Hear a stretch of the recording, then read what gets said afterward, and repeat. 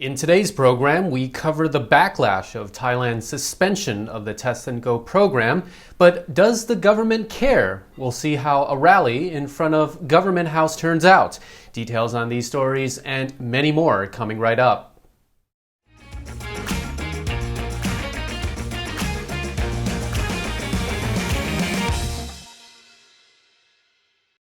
You're watching Thailand News Today, bringing you the latest headlines in Thailand and beyond.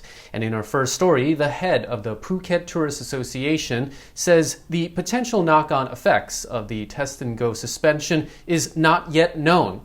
Well, I think all he needs to do is look at the Tiger comments section. Rak Tai Ngam says the number of foreign tourists arriving on the island via the Sandbox scheme could be affected, but it remains to be seen if overall visitor numbers to Thailand drops off or if more tourists switch their destinations to Phuket instead.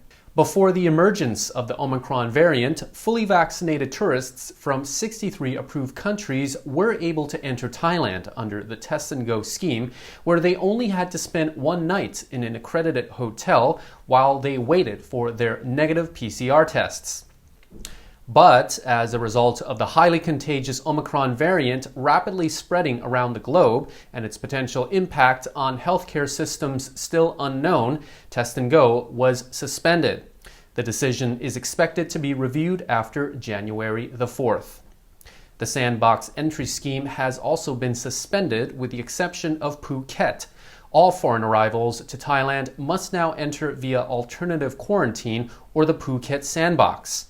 However, Test and Go travelers who registered to arrive before January the 10th can still do so. Tourism operators around the country have expressed frustration at the decision, with Koh Samui campaigning to have its Sandbox scheme reinstated. One Samui hotel operator says many properties have hired extra staff to handle high season businesses and have now been caught off guard.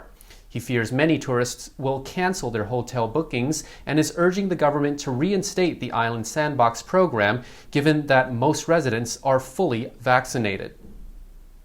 A notice from Thailand's Civil Aviation Authority has been issued to airlines to advise travelers of the new conditions for entering the kingdom.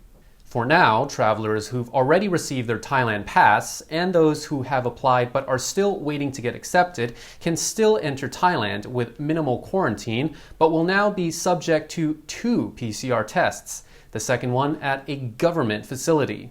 Foreign tourists choosing the Phuket Sandbox scheme must stay on the island in an SHA Plus hotel for at least 7 days before being free to travel elsewhere in the kingdom. With the Sandbox scheme now suspended around the country with the exception of Phuket, tourism operators in other parts of the country are urging the government to include their provinces in the Sandbox program. Thanet Suporn Sahasarangsi from the Chonburi Tourism Council says the suspension of the Test and Go scheme is expected to last for 2 weeks at the moment, but foreign tourists have to plan their trips well in advance, and so the long-haul market may have already changed their plans to other destinations because of the constant flip-flopping on the side of Thailand. Thanet also wants the government to clarify the conditions for Sandbox status so that each province can ensure that they meet them. He adds that officials should take steps to address a shortage of vaccine booster doses where necessary, as well as doing more to get the unvaccinated to come forward for inoculation. Data from the Public Health Ministry shows that most major tourism destinations are lagging when it comes to booster doses administered.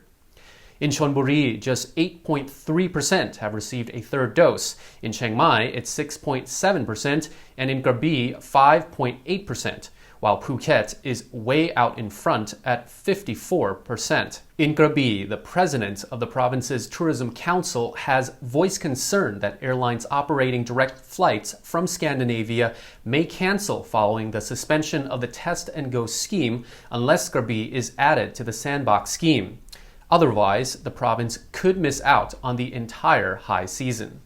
Meanwhile, in Chiang Mai, Laiyat Bunsitong from the northern chapter of the Thai Hotels Association says she favors the tightening of travel restrictions to prevent a total lockdown that would affect the strong domestic tourism sector in the north of the country. Thailand's COVID-19 certifications will be accepted in the European Union, while Thailand will recognize the EU Digital COVID Certificate. Today, the European Commission approved the certifications given by Thailand, Montenegro, Taiwan, Tunisia, and Uruguay. Thai citizens can use their passports to travel to EU nations and vice versa.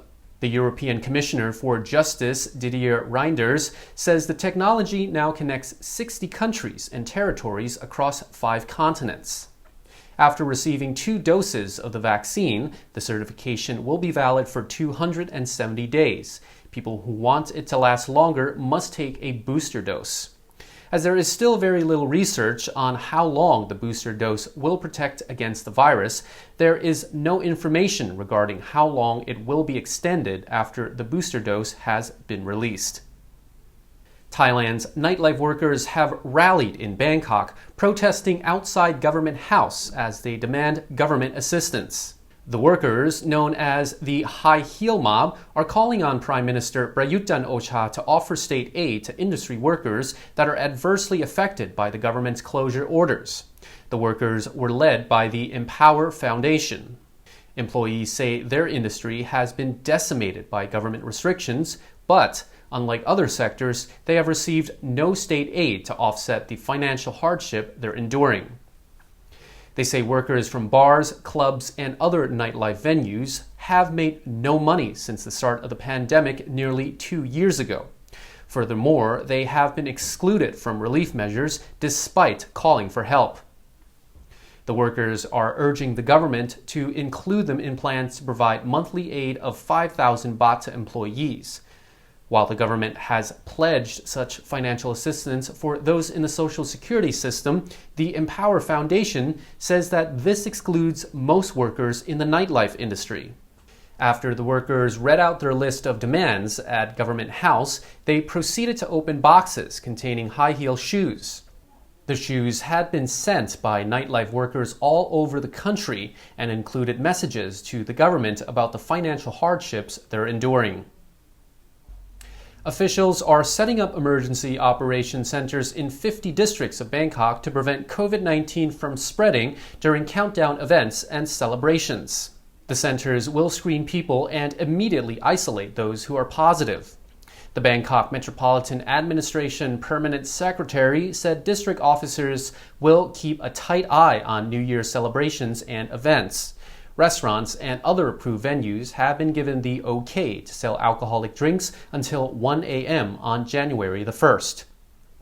He advised event organizers to adhere to tight preventative measures, such as providing a sanitized environment and encouraging attendees to socially distance, wear masks, wash hands, get tested, and use the Thai Chana app. And that wraps up the show for today. Thailand News Today will be back tomorrow. Meanwhile, you're now up to date on the Tiger.